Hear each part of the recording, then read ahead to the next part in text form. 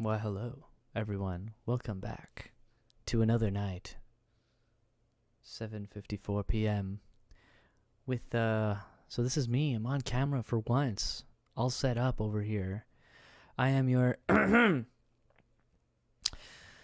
your host. My code name is Zippy. I am the Larcaster, the ruler over the House of Larcaster Guild, which is I create my own worlds. I am a fantasy builder. And today I'm going to be talking to you about one of these lovely stacks. I got another one over there. It's just my 3DS game collection. So strap in, because there's a lot of stuff to go through. So yeah, how should I organize this? Not even sure, but let's give it a shot. So starting off the bat, I think I put them in alphabetical order by stack. Okay, so let's start off with my favorite 3DS game, Bravely Default. This is my favorite game on the system, and the reason for that is the music, first of all, amazingly crafted, and the gameplay was solid. I love the mechanics in this game. The characters were very good, and the world itself. I loved the villains just as much as the good people in this game, and man, just the world. It's one of the most beautiful worlds I played in, and I couldn't stop playing it. I couldn't put it down. And that's pretty much it for that, I can't say anything more. It's just such a beautiful game. And then following that, I have the sequel to that, Bravely Second. A great follow-up with some new characters, different twist on. Same mechanics, but the story just keeps going, and it's great. Finisher to the series. Okay. Following that up, we have Dragon Quest VII. You're going to see that I have a lot of JRPGs for the system, and the 3DS was amazing for that. There are so many JRPG titles, and I loved 7. It was amazing. The world itself, the way that that every place you went to, it kind of felt like a different game, because like you'd go in the past and then the future, and you're always kind of backtracking and in this game, to see like how you progress in the story, how it affects the characters in this world. I really like this game for that, Very long though, very long one. And then we have Dragon Quest VIII, the classic, and that's all I could say, man. It's just a classic. If you haven't played this one, you should definitely check it out. If you don't have it on the 3DS, I know it was first released on PlayStation, so yeah. Making my way down here, we have Fire Emblem Awakening. So Fire Emblem is one of my favorite game series of all time, and when Awakening came out, I was like, whoa, this is a little different, right? So, but yeah, I didn't really plan it out. Oh, I'm getting Discord messages. I should probably mute that stuff. Or let's leave it on. No, let's turn it off. How do I do this? Because I don't know if you guys are getting it picked up, but, actually, wait, let me go into my sound settings here. This happens all the time. All the time. There we go. Okay, we're back. So yeah, with Awakening, really great music. Gameplay was great, different, and yeah, it was nice to get a Fire Emblem game. It was so long since we did before that, and they got this formula that worked for them, Following that, we have Fire Emblem Birthright, was the one I bought in store, because you had Birthright, Conquest, and oh my god, wait, Birthright? What? There were 3. Anyway, so I played through all 3 of the games. of the Fates Chronicle, and man, I was just so hooked with this one. Like I couldn't stop. Like that's why I kept, when I beat one game, I bought the other game, get all the characters, beat one game, get all the characters. It was like really addicting. And then we have Fire Emblem Shadows of Valencia. So Fire Emblem Echoes, Shadows of Valencia. And this was nice. Kind of change of pace from the last few games that came out before it.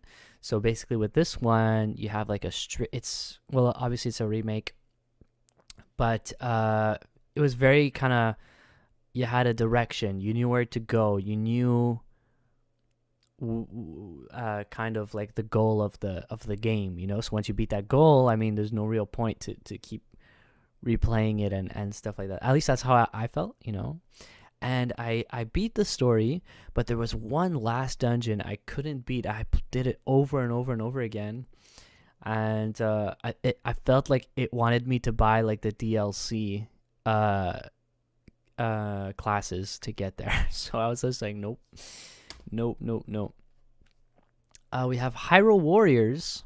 This was a fun little pickup. You know, when you got like little gift cards, you buy yourself some stuff that you're not super well acquainted with, because I never really played these Warriors games, you know, Dynasty Warrior or whatever. So this was really fun, you know, because I never played anything like it, and I just love that you can play as the different characters and from the Zelda series and stuff. So yeah, so that was cool. Okay, next. Making my way down. There's so many. Okay. Kirby Triple Deluxe. It's Kirby, guys. That is all. Okay. Zelda Ocarina. Wait. Why are they not like in order? Wait. What's my alphabet? Doesn't matter.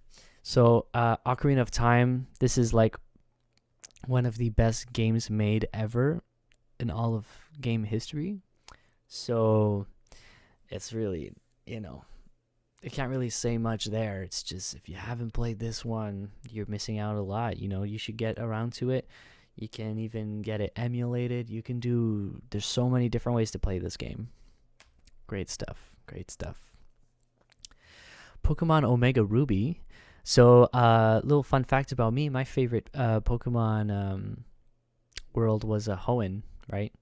And I just loved that game to death. You know, I played it. It was Emerald, right? And man, so amazing. And with the Battle Frontier that they put at the end of the game, like I swear I had like over 300 hours in that game. It was ridiculous. And Omega Ruby, I was like, oh, dude, I want to buy this because it just throws you back in time. And I love the mechanics that you can do in this game. You can like, the way that you can sneak around to get a specific Pokemon, because before it was just random, you know, like you had just random encounters, but you know, by sneaking around, like crouching or whatever through the bushes, you could kind of see the shape of the Pokemon you were going after, you know. So it made it easier to collect all of them, and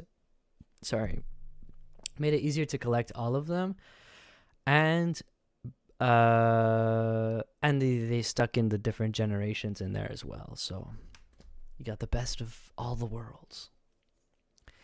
And this game was extremely disappointing. Pokemon Sun and Moon. I hated these games, man. I don't know what it was. I couldn't play it for more than, I swear I didn't even finish getting all of the, what do you call them? Like the island tributes or what, I can't remember what they were called, you know. So like, because, and then I had friends that did beat the game and they said, well, yeah, like once you beat like the Elite Four, like there's nothing to do in this game after. It kind of just ends, which is like, it's a Pokemon game. Like you should have this continuity in it, you know? Like, anyway, then I have Shovel Knight. Yeah.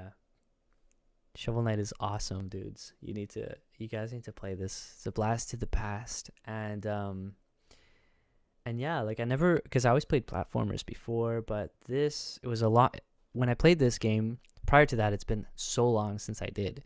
So, and the fact that this game was just so fun, and well, with all the DLCs that have been coming out this year, right? Or 2018 rather. So yeah, definitely a fun game. You guys should try it if you like platformers. Okay, and then the last one in this stack is Super Smash Bros. On the 3DS. Basically the same version as the Wii U, right?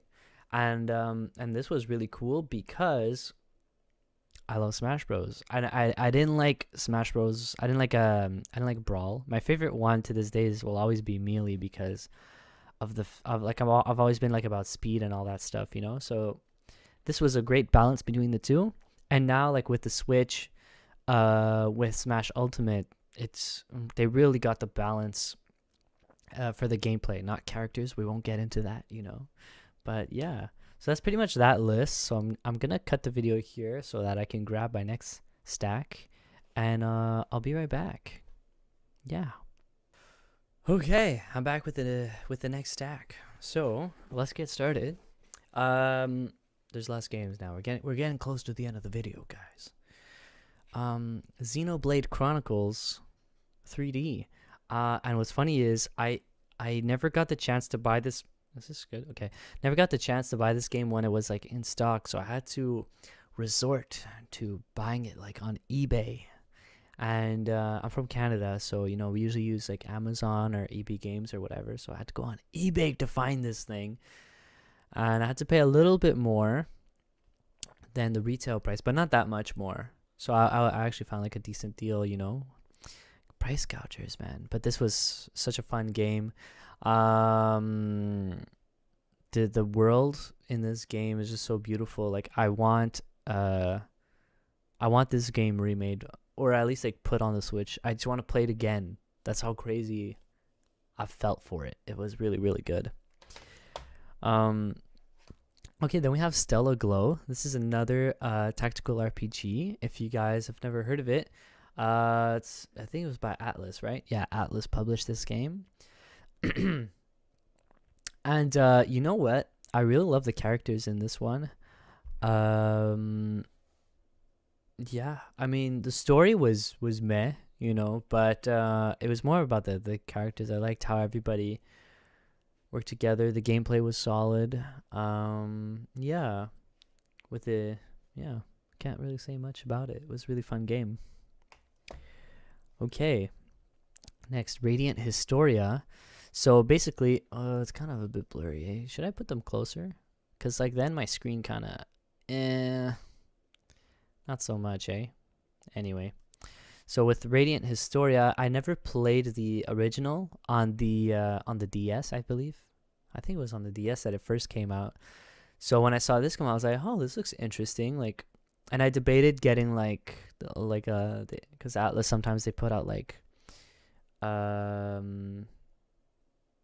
don't know if they have like super deluxe editions or whatever, but like I picked up like one of the box sets of this game. Hold on, let me put this down here because I don't know if they have like even bigger versions, but this is the big box that it came in. I think I don't know if it was like a pre-order edition. Like you guys have to check me out correct me if I'm wrong. So basically came with the art book, decal sheet, and pretty much, you know, so this is the back. It's pretty much everything that's on the game itself, and then here's the art book and stuff. But I won't get really into showing that. I mean, like, I'm just kind of showing you all my games.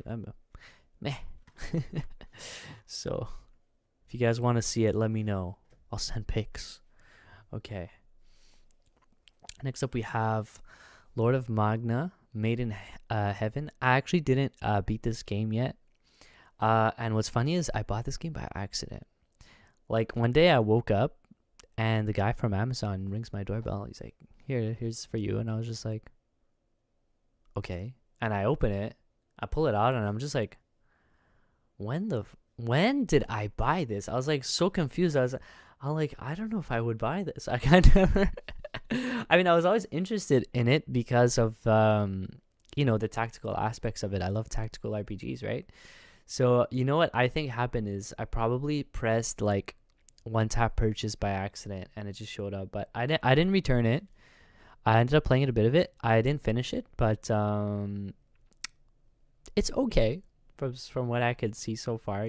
I can't really give a full on opinion of the game because I haven't finished it. So yeah, that's pretty much it. Okay, next. Oh, this game is so fun, guys. Ever Oasis. When this came out, I was like skeptical. I was like, it looks like a bit kiddie. It looks, but man, the gameplay is insane, and coming from a guy that never played Animal Crossing, okay, let me tell you, this got me, man. From just like the fighting mechanics and then managing your town and the way that you encounter the different people that come to your town. The story itself was not bad. The world, the music, the sound effects actually were really good in this game. um yeah, I love it's just an evolving world, and I fell in love with it. It was really really fun to play. Okay, next we have Etrian Odyssey 2, Fafnir Night. Okay, and this came with the soundtrack as well as Maiden Haven Heaven. I don't know anymore. So yeah, so basically this game is a Etrian Odyssey game. So Etrian Odyssey, they're basically dungeon crawlers. Okay, and you basically draw out your own maps. Okay, but it was a bit obsessive. I found like it was a bit too much, putting your walls, the floor, portals, chests, gathering things. It was way too much for me, and it kind of threw me off. Maybe if it was like 10-year-old me or 11-year-old me that just got a DS for the first time, and I was just like, or I can't remember how old I was, but maybe I would have had more of the patience to put up with it. But now I'm just kind of like, ugh, this is so tedious. Like, why do I need to do this? I'd rather play like a mystery dungeon game where you walk around and it maps itself. So yeah, that's pretty much that on my opinion on this game. I didn't beat it because I didn't end up liking it. Okay, so next I have Up Revolt. This is a great card game. It is it's Monopoly slash Magic. If you or slash Yu-Gi-Oh slash Monopoly, and it was just so fun, man. I even got one of my friends. We played it quite a few times. But I'm always down to play this game. Like, just hop in a lobby with some friends, and it's really really fun. And I got the launch day edition of it. I hope guys don't fall on me. Okay, well, whatever. So basically it came in this huge box. Look at this, guys. What the heck? Is this a Switch or what?